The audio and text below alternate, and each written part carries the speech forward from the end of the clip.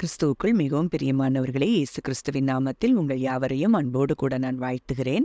இந்த நாளிலும் தேவன் நம்மோடு கூட இடைப்படுகின்ற வார்த்தை சகரியா 4 அதிகாரம் 7 பெரிய பர்வதமே நீ எம்மாத்திரம், செருபாபேலுக்கு முன்பாக நீ சமபூமியாவாய், தலைக்கல்லை அவன் கொண்டு வருவான், அதற்கு கிருபை உண்டாவதாக கிருபை உண்டாவதாக என்று ஆர்ப்பரிப்பார்கள் என்றார். இந்த வார்த்தையின் மூலம் தேவன் இன்றைக்கு நம்ம ஒவ்வொருவரோடும் கூட இடைப்படுகிறார்.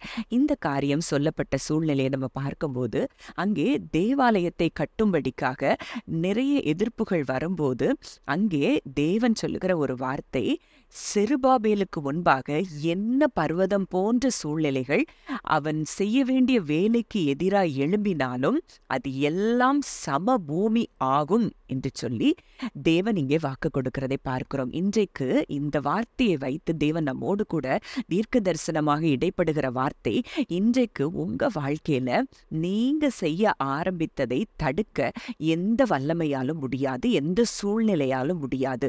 அப்போ இன்றைக்கு உங்க வாழ்க்கையில ஒரு உயர்வுக்கு நேராய் உங்க வாழ்க்கையில நீங்க எதையோ கட்டி கொண்டிருக்கிறீர்கள், அதற்கு எதிராய் எந்த சூழ்நிலைகள் எழும்பினாலும் இன்றைக்கு தேவன் நமக்கு வாக்கு கொடுக்கிறார், அது உங்களுக்கு முன்பாக அது சமபூமியாகும். அந்த பர்வதங்கள் இனி உங்களுக்கு சவால் கொடுக்க முடியாது.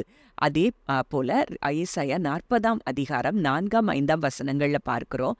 பள்ளமெல்லாம் உயர்த்தப்பட்டு சகல மலையும் குன்றும் தாழ்த்தப்பட்டு கோணலானது செவ்வையாகி கரடு முரடானவை சமமாக்கப்படும் என்றும், கர்த்தரின் மகிமை வெளியரங்கமாகும், மாம்சமான யாவும் அதை ஏகமாய் காணும், கர்த்தரின் வாக்கு அதை உரைத்தது என்று வனாந்திரத்திலே கூப்பிடுகிற சத்தம் உண்டாயிற்று. அப்போ இன்னைக்கு உங்க வாழ்க்கையில எதெல்லாம் பள்ளமா கிடக்கோ, எதெல்லாம் மலை போல உங்களுக்கு தடையாய் நிற்குதோ, எதெல்லாம் கரடு முரடாக கிடக்குதோ, எதெல்லாம் கோணலா இருக்குதோ, எல்லாம் என்ன செய்யுமா? அது செவ்வையாக்கப்படும், உயர்த்தப்படும், தாழ்த்தப்படும், சமமாக்கப்படும் என்று சொல்லி இன்றைக்கு தேவன் வாக்கு கொடுக்கிறார். அப்படி செய்யும் போது அங்க என்ன நடக்குமா? கர்த்தரின் மகிமை வெளியரங்கமாகுமா? உங்களுக்காக தேவன் இதை செய்யும் பொழுது அவருடைய மகிமை வெளியரங்கமாகும். உங்க வாழ்க்கையில அவர் செய்ய போகிற காரியங்களை எல்லா கண்களும் அதை காணும் என்று சொல்லி கர்த்தரின் வாக்கு உரைத்தது. அப்ப இன்றைக்கு அவர் நமக்கு இந்த வாக்கை கொடுக்கிறார்னா நிச்சயமா இந்த காரியங்கள் உங்க வாழ்க்கையில நடக்கும். சங்கீதம் 97:5 பார்க்கிறோம், கர்த்தரின் பிரசன்னத்தினால் பர்வதங்கள் மெழுகு போல உருகிற்று, சர்வ பூமியினுடைய ஆண்டவரின் பிரசன்னத்தினாலேயே உருகி போயிற்று. அப்போ இன்னைக்கு அவர் பிரசன்ஸ்ல நம்ம உட்காரும் போது எதிராய் நிற்கிற மலை போன்ற சூழ்நிலைகள் எல்லாம் அது உருகி போகுமா? அப்போ இன்றைக்கு நீங்க உங்க நினைவுகளை எதன் மேல வைத்திருக்கிறீங்க? சூழ்நிலைகளை பார்க்காம அவர் பிரசன்ஸ்ல போய் உட்காரும் போது, அவரோடு கூட நீங்க இடைப்படும் போது, பேசும்போது, அவர் உங்க கூட பேசுகிற சத்தத்தை நீங்க கேட்கும் போது, அந்த பிரசன்ஸ்குள்ள போகும்போது உங்களுக்கு எதிராக இருக்கிற எல்லா மலை போன்ற சூழ்நிலைகளும் அது மெழுகு போல உருகி போகும் என்று சொல்லி தேவன் வாக்கு கொடுக்கிறார்.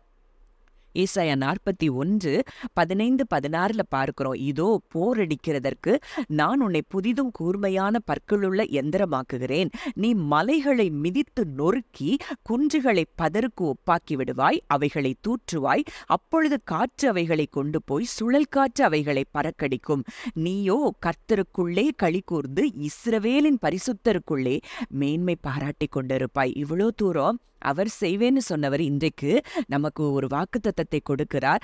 நம்ம அந்த மலைகளை மிதித்து நொறுக்குவோம் என்று சொல்லி நம்மை புதிதும் கூர்மையுமான பற்களுள்ள எந்திரமாக்குகிறதாய் தேவன் இன்றைக்கு நமக்கு வாக்கு கொடுக்கிறார். அது மாத்திரம் இல்ல, அதையெல்லாம் தூற்றி போடுவோமா? காற்று அந்த மலைகள்ல இருந்த வந்த அந்த துகள்களை அதை கொண்டு போய் சுழல் காற்று அவைகளை பறக்கடிக்குமா? நம்ம என்ன செய்வோமா? கர்த்தருக்குள் மேன்மை பாராட்டுவோமா? கர்த்தருக்குள் களி கூர்ந்து மகிழ்வோம் அப்படின்னு சொல்லி இன்றைக்கு அவருடைய வார்த்தை கடந்து வருதுன்னா, இன்றைக்கு உங்களை கொண்டு தேவன் அப்படிப்பட்ட மலைகளை, உங்க வாழ்க்கையில இருக்கிற மலைகளை மாத்திரம் அல்ல, உங்களை நோக்கி வருகிற, உங்களை தேடி வருகிற எத்தனையோ பேருடைய சூழ்நிலைகளையும் மிதித்து நொறுக்கக்கூடிய வல்லமையை இன்றைக்கு தேவன் உங்களுக்கு கொடுக்கிறார். அதனாலதான் மத்தேயு 17:20 அவர் சொல்லுகிறார், கடுகு விதையளவு விசுவாசம் உங்களுக்கு இருந்தால் நீங்கள் இந்த மலையை பார்த்து இவ்விடம் விட்டு அப்புறம் போ என்று சொல்ல அது அப்புறம் போம், உங்களால் கூடாத காரியம் ஒன்றுமிராது என்று மெய்யாகவே உங்களுக்கு சொல்லுகிறேன். அப்போ இன்றைக்கு நம்ம சூழ்நிலையை எதிராயிருக்கிற சூழ்நிலையை பார்த்து நம்ம பேசி அதை விசுவாசத்தோடு, சந்தேகம் இல்லாமல் நம்ம விசுவாசத்தோடு இருதயத்துல நான் சொல்லிட்டேன், இந்த சூழ்நிலை நிச்சயம் மாறிற்று அப்படின்னு சொல்லும்போது அந்த காரியம் அப்படியே நடக்கும். உங்களால் கூடாத காரியம் ஒன்றும் இராது அப்படின்னு இயேசு கிறிஸ்து மெய்யாகவே உங்களுக்கு சொல்லுகிறேன் அப்படின்னு சொல்றாரு. அப்ப இன்றைக்கு உங்களுக்கு எதிராக இருக்கிற போராட்டம் என்ன, யுத்தம் என்ன, அதை உங்க வாயினால நீங்க சொல்லும்போது இந்த யுத்தத்தை, இந்த சூழ்நிலையை எதிராய் நான் பேசுகிறேன், இதை இயேசுவின் நாமத்தில் அதை நான் கடலின் ஆழத்துக்கு கீழே நான் புரட்டி தள்ளிட்டேன் அப்படின்னு சொல்லிட்டு நீங்க இருதயத்துல சந்தேகப்படாம விசுவாசிச்சீங்கன்னா அந்த சூழ்நிலை, அந்த மலை அப்படியே அது சமபூமி ஆகிறத நீங்க பார்ப்பீங்க. அது உங்களுக்கு முன்னாடி இனி அந்த மலை கிடையாது என்று சொல்லி தேவன் இன்றைக்கு நமக்கு வாக்கு கொடுத்தபடி செருபைபேலாகிய நமக்கு முன்பாக அது எல்லாம் இன்றைக்கு சமபூமி ஆகிறதை நீங்கள் காண்பீர்கள். ஜெபிக்கலாம். நல்ல தகப்பனே, நன்றியோடு உம்மை துதிக்கிறோம், ஸ்தோத்தரிக்கிறோம் அப்பா.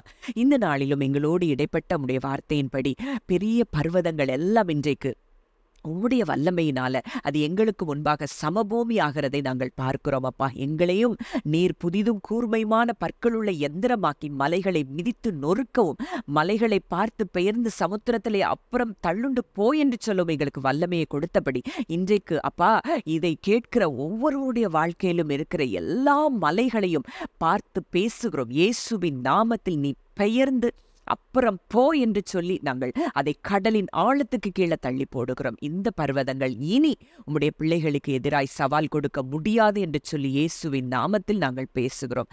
கர்த்தர் அப்படியே செயல்படுகிற கிருபைக்காய் நன்றி செலுத்துகிறோம். இயேசுவின் மூலம் கேட்கிறோம் ஜீவனுள்ள நல்ல பிதாவே, ஆமேன்.